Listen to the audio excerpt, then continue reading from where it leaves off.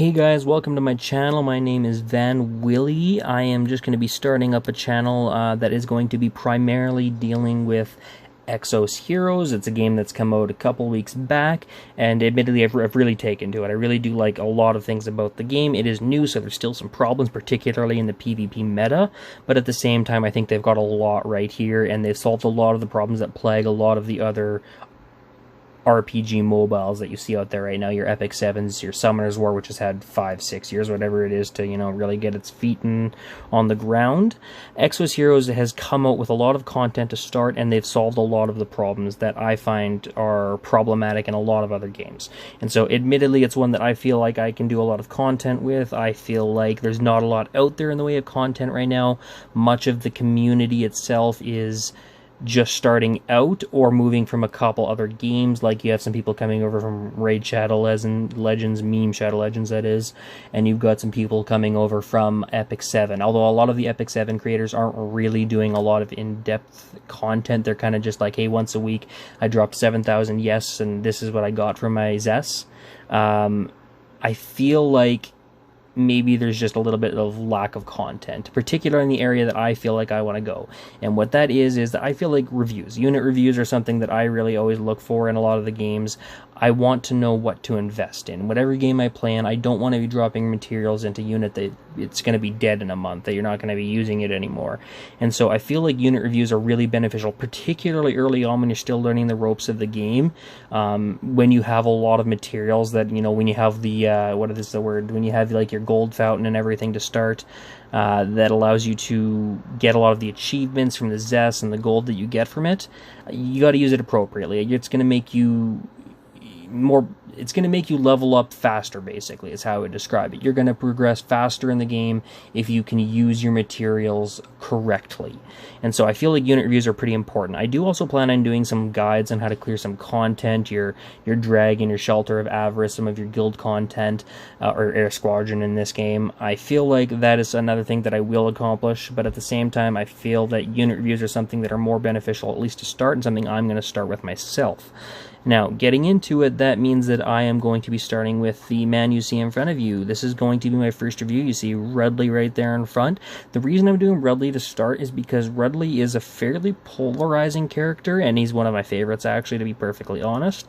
And what I mean by polarizing is that there's a lot of people who prefer one version over the other, and by that I mean base Rudley versus Fatecore Rudley. And the screen again, so let's jump into it. So looking at Rudley here, this is regular Rudley. This is not the Fatecore. He does have, you can see the equipment there in front of you. It's all faded equipment, and it's all on the same set. I'll get into why that is in a second.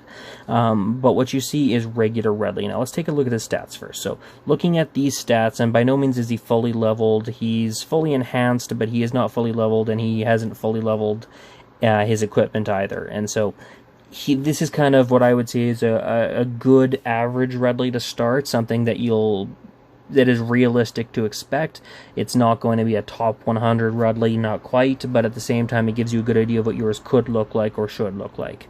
And so he has 6,600 health, 2,450 attack, and 2,027 defense. And so pretty beefy. One of the things I like about Rudley the most is that he's not someone who can just dish out attack. He's not a glass cannon. He can survive, and so he's pretty tanky. If we look at his abilities, they kind of complement that exactly. When we look at regular Rudley, he's got a passive and an S1 and S2. Now, in Exos Heroes, that is kind of how it works. For a lot of games, you've got your S1, S2, and S3, 3 separate abilities. In this game, it works a little differently. You've got your passive ability, you've got your S1, and you've got your S2. Now, you also have a basic attack. Now, the basic attack is only going to happen, well, it's going to have most of the time, to be perfectly fair. Your basic attack is what you're going to be using anytime you don't have the mana to use your S1 or your S2. And so in this game, all abilities are driven by mana except for the passive. So looking at your passive, for Rudley, what you have here is you have counters upon taking damage. This is pretty straightforward. If Rudley takes damage, he's going to dish some back. If the target dies, he's going to gain a mana. If the target has more than 70% health after the attack, he's also going to gain mana. This is a good ability. It's not outstanding. It's not broken. It's certainly not like what you see with your Zeons and your Annas and all those other Nuts Dragons units. Basically, just, you know what, get attacked, I'm going to attack back, and I might get some mana out of it. It's helpful, but it's not broken. That's kind of the gist of the passive. There's nothing more to it. Looking at his S1, the S1 requires 3 mana, so you will only be able to use this if you have 3 mana saved up. What it does do, though, is it gives you 525% damage to one enemy. This is really good for 3 mana, actually. Damage-wise, this is really strong. This can nuke a lot of people, and assuming they don't have one of the broken shields up that you get from Xeon and Anna, this can do huge, huge damage. So it's a nuke on its own. Looking at the Vanguard is a little different here. The way it works for Rudley is that to get the Vanguard ability, the yellow ability you see there, you have to have Garf on the same team. Without Garf, it isn't going to do anything. It won't take effect. You need Garf to get this. But if you do have Garf, what it does give you is a 51% barrier, and that's 51% of your own health to yourself and an ally. Now, it's for 12 turns, by the way, but 51% of his stats, having looked at them and assuming that once you've really fully leveled this unit, he is a beefy unit. 51% health is huge. That is going to mean that he survives that much more, and another unit is going to be that much harder to kill. That's one of the reasons I really like Rudley, because he can deal damage, but he's not a glass cannon. He can take damage as well. Now, that's kind of what it is for the S1 on base Rudley. Not as much to it. It's just fairly straightforward. Now, looking at his S2, this is probably why a lot of people prefer the regular Rudley to the Fatecore Rudley, because his S2 it's a nuke. It is a ridiculous nuke. It does 750% damage to one enemy. That's huge. There's, I think, only a handful of other units in the game that can deal that much damage, and considering his flat stats, it's actually quite a lot of damage. Even through most shields, he can pop them. I find that if this is one of the best units in the game for breaking the Annas and the Xeons, if that's what you're trying to do, if you see them on defense all the time and you're just trying to destroy them anyway, despite the shield, regular Rudley is really, really good at that, and it's why he's so popular. Now, looking at the ability beyond that, you do have another Vanguard ability. Again, that has to do with Garf. You'll only get this if you have Garf on the same team. It says, grants a 73% barrier, and that is of his own health again, to himself and another ally. Basically, it's the same as what you had with your S2. In fact, the only thing that really changed is the more damage and more barrier. It's pretty much the same thing otherwise. The 73% of his own health. Now, looking at what kind of health you'll be expecting out of Rudley, mine's at 6,600, but you could easily get this up to, 8,000 once you've started to fully level him and such. You're talking roughly 6,000 health barrier between himself and another ally. Again, it makes everyone that much harder to kill. And it's one of the reasons why he's really a top tier unit in my mind, particularly PvP. That is base Rudley. Base Rudley is excellent, make no mistake about that. I'm not saying that he's not, but this is where it gets a little more, where maybe some people will disagree with me. I personally feel Fatecore Rudley is leaps and bounds better. And I know a lot of people do prefer regular Rudley because he's a PvP machine.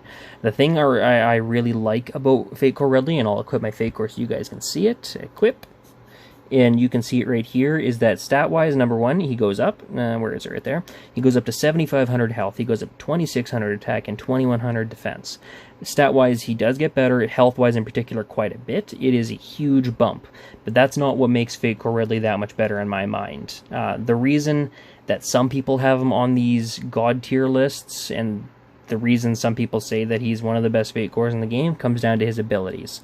Now, his passive really doesn't change a whole lot. Now, it does, interestingly enough, I don't know if this is just a translation error or if it's something that you will see regardless on units. The only thing that changes is your Vanguard there. It says, upon receiving a command, which is given by Garf again, grants a barrier to the hero and the ally with the lowest health when a skill strikes an enemy. And so what this means is that whenever you hit with your S1 or your S2, it's going to give you the barrier to himself and to the ally with the lowest health. Now this one specifies the lowest health, and that's really handy because that means if you do have a glass cannon on your team, it makes him that much harder to kill. And so that's really the only thing that changed, at least wording-wise, in the passive. Otherwise, nothing really changed. Looking at his S1, some people don't particularly love this ability because if you look at the damage, it's pretty minimal. He doesn't hit like a truck here. There is a little bit of extra damage that people have to read more carefully on in this, and I'll go over that in a second. But it says deals 100% damage to one enemy. Now, it also debuffs the target with silence for 5 turns. So, the deal 100% to one enemy, admittedly, that's not going to deal a whole lot. It's not going to accomplish much. It's going to do a little bit of damage, but the silence is really what's important here. What the silence does for you is that when you hit a target hit one of your enemy's units, they won't be able to use their S1 or their S2, and that is really, really handy for some units. Particularly, like, think about it, if you're about to have Bathory drop an iceberg on your face, which is always very, very painful, what this does is you hit her before she does it, and she has to wait at least 5 turns before she can drop that iceberg on your face. It can, it can delay a loss, because as you know, FC Bathory's iceberg can squad wipe you pretty easily. Looking at the second part of it, though, it says, after 5 turns, afflicts the target with a living shall perish that afflicts damage equal to 100% of current health. Now, this is where it's different. Some people just see the 100%, they just go, it's 200% damage. That's not how it works. With this, it says, inflicts damage equal to 100% of current health, meaning that he's at full health, you are doing 100% of, let's say, 7,500, 8,000 health in damage. Now, that is much higher than his regular attack. So, this part does hit harder than just dealing an extra 100% damage. It's still not a nuke by any stretch, and it takes 5 turns to happen, but it is more damage than people will oftentimes consider. Now, the last part of this ability says Vanguard, and again, Vanguard you will only get if you have Garf on the same team. Garf is necessary for this portion of the ability. It says grants a barrier with 29% of maximum health for 10 turns. Now, think about it again. This is a barrier to himself and to the unit with the lowest health on your team, meaning that your squishiest unit is going to get 29% of his health, which is quite high. You're talking 29% of around 7,500 is going to be around 2,250 if my math is correct. 2,250 extra health on your squishiest unit. That's huge. That's really huge, and it's for 10 turns, and oftentimes you'll be able to use this again right after. Now, you'll also notice with this, and this is one of the nicer things about this ability, is it requires only 1 mana. It is not a mana-hungry ability, so you can really spam this all the time, pretty much as you want. The barrier is handy for that if you have Garth on the same team. The silence is also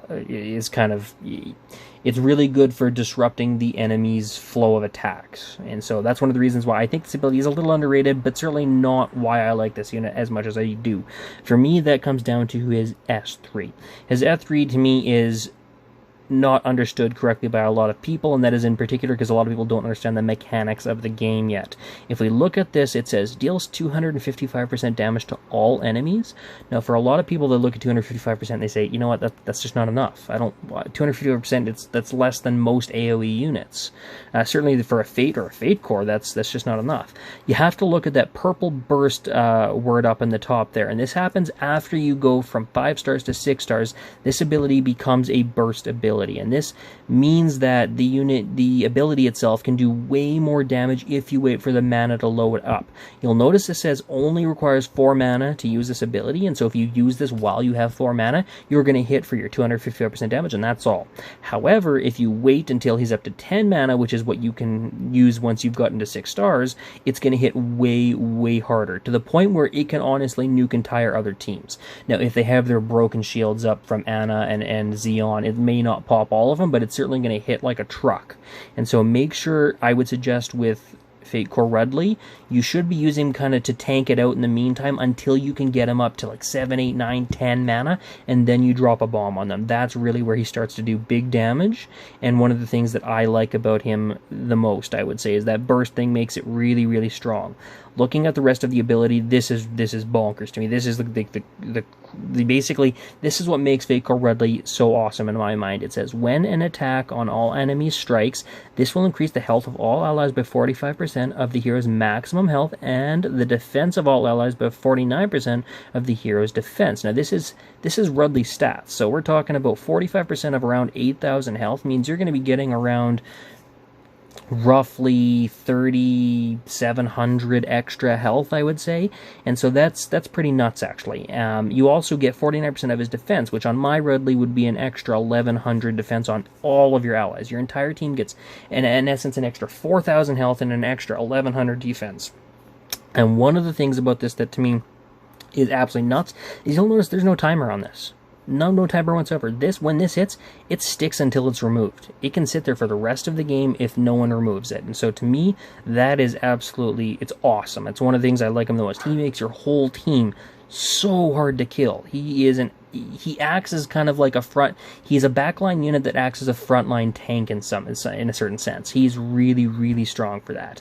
Then if we look at the Vanguard, which it's insult to injury on this, if he's paired with Garf again, if Garf's on the same team, he grants a 73% of maximum health to Rudley himself and the unit with the lowest health. Now, 73% of 8,000 is roughly 6,000 health, meaning that Rudley himself and your squishiest unit are going to get an extra 6,000 health for 13 turns. That's awesome. That's a huge barrier, and that is going to be so hard to pop. And so if you can use this fairly regularly, I do recommend waiting until it's maybe at step 7 to 10 mana just to hit harder. You're going to make your whole team that much harder to kill, particularly if you compare it with Garf. It's nuts. And so one of the reasons I find Fatecore Rudley to be that much better than the regular, even, I know some people aren't going to agree with this, a lot of people just want the nuking ability, is that PvP, PvE, it does not matter. Fatecore Rudley excels in everything. In PvP, he makes your team harder to kill while still dealing good, reasonable damage. He himself is also just ridiculously hard to kill, particularly when he's paired with Garf.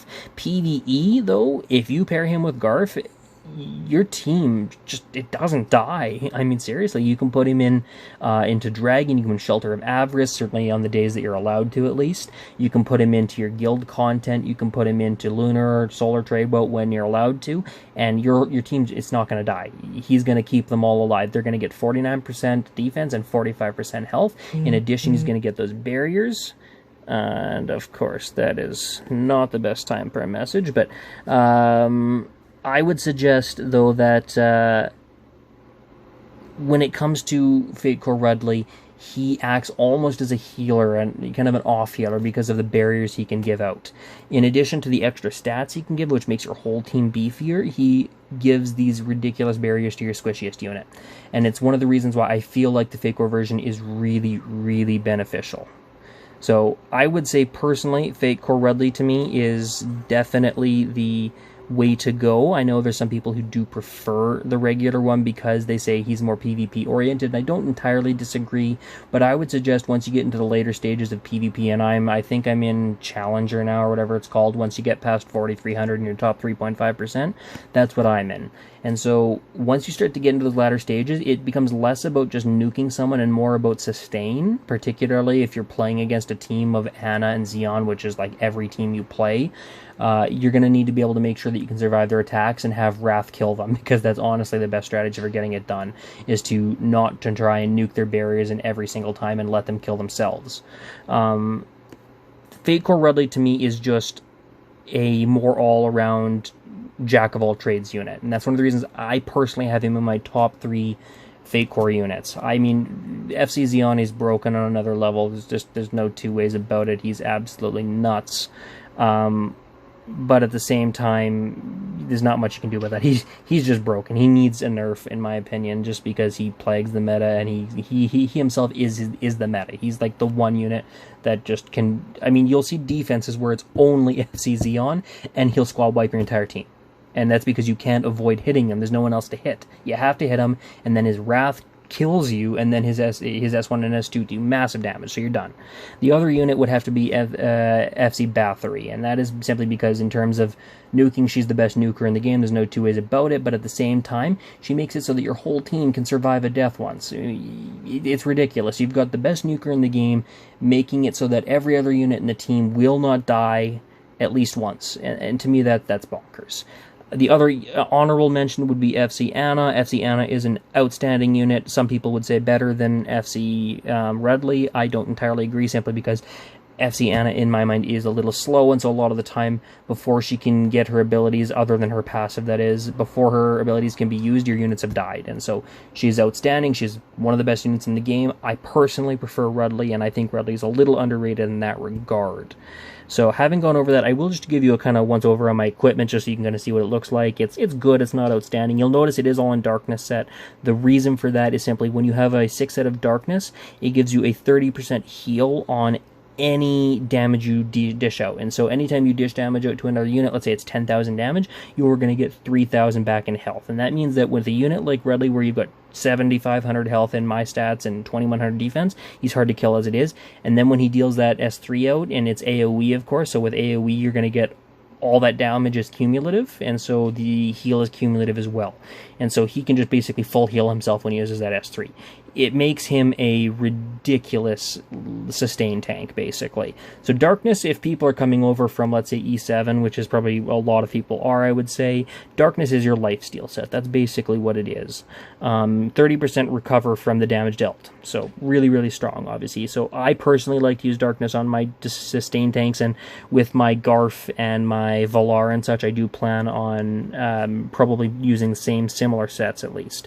Looking at the weapon, it is basically a +4 on top of its regular level 60 stats, and so that's 30 attack every time you level up beyond 60. So when you get to 60, you're going to get the option of Weapon Awakening, and when you awaken it, you can do up to 10 times, I believe. You'll get 30 attack each time, meaning up to an extra 300 attack. So I think I can max this out at around 760. Now, that is really good. Now, be aware, though, that it is incredibly cost-hungry to upgrade it. It's 160,000 gold every single time, and you do not get a guarantee of success. It's a percentage chance that lowers every time you do it. It gets worse as you go. And so I wouldn't do it too much at the beginning. I'd wait until you have a lot more gold towards the end of the game, simply because it's too costly, and there's not a lot of gold to be had in the game right now. It's something that I think needs to be fixed. But it's certainly, if you want to get some attack power, it's probably the most attack power you're going to get is through your weapon and through Weapon Awakening, that is. Looking at the rest, they're just base 60s. I haven't done anything beyond that. They're just your base 60s. I've not done the magic enhancement or the special reforging. You're just getting your regular 60s, and then you'll notice my boots and my armor are just 55s, because it takes a lot of the grinding material to level them up to 60, and I don't want to use the rest of mine on this unit at the moment, because I've got other units to consider. So looking at that equipment, that is how it is. My stats, again, just to give you another look at it, is around 7,500 HP, 2,600 attack, and 2,200, 2,100, I suppose, defense. I would say that once you've leveled him up to 100, and once you've gotten all your your transcends are your levels up to 100, but once you level up his Fatecore to level, I think 30, you can get it to, you are going to be looking at probably closer to 8,000, 8,500 HP, maybe a little more, and 3,000 attack, and maybe 2,400 defense, I would say. That's going to be a while. The way this game works is they clearly make it so that to fully level a unit is an insane amount of gold and an insane amount of leveling up equipment. It's meant to be a long process, which I appreciate. It's frustrating, but I appreciate that it's not a game where you can just get it done in a week kind of thing. It's going to take a while. It's going to take some investment. So I want to thank you guys for tuning in to my first video. I mean, it's a bit of a learning experience. I have a little bit of experience on YouTube, but I'm certainly not... I haven't been doing this for years. As for the channel, I do plan on getting some banners up, some pictures up, making it look a little more put together, a little more premium, but this is more of a feeler video. I want to see what kind of market there is on Exos Heroes. I noticed that there's just not a lot of content out there, and I'm kind of hoping to alleviate some of that problem. If you guys do have suggestions, feel free. Please leave me some comments down below. Keep it constructive. If you don't like the video, don't just say, I hate it. Tell me why you hate it. Please give me an idea of what I can do to make it better. I'm always welcome to constructive criticism. If you want to give me some direction on what you want to see next, be it videos on clearing content, or if it's videos on unit reviews, other units you want to see reviewed, please drop a comment down below and let me know what you want to see. If you did enjoy the video, please like and subscribe. Obviously, I'm brand new, so liking and subscribing is kind of like the be-all and end-all of everything for me right now. It's really important. I'm not begging for it, but at the same time, if you did like it and you want to see more, feel free to drop the like and the sub. It's always appreciated. Thanks again for watching. I hope you guys stick with me. I hope there's more content that comes out from other creators as well. I think Exos Heroes has got a lot right, and I think that it's gonna, I hope at least, that it takes off in the way I think it should. I think that it did a lot of things right from the beginning. The PvP meta is definitely a little out of whack right now, but that's kind of to be expected with any game when it first launches. I mean, I know when Epic 7 first launched, if you had Moonlight Ken, basically, good luck, you couldn't lose. So it's going to take some time to balance out, but I think they've got a lot right here, and I hope that they keep it up. I hope that their patches come regularly, and I hope they add more content as well. So thanks again for watching, and have a great day.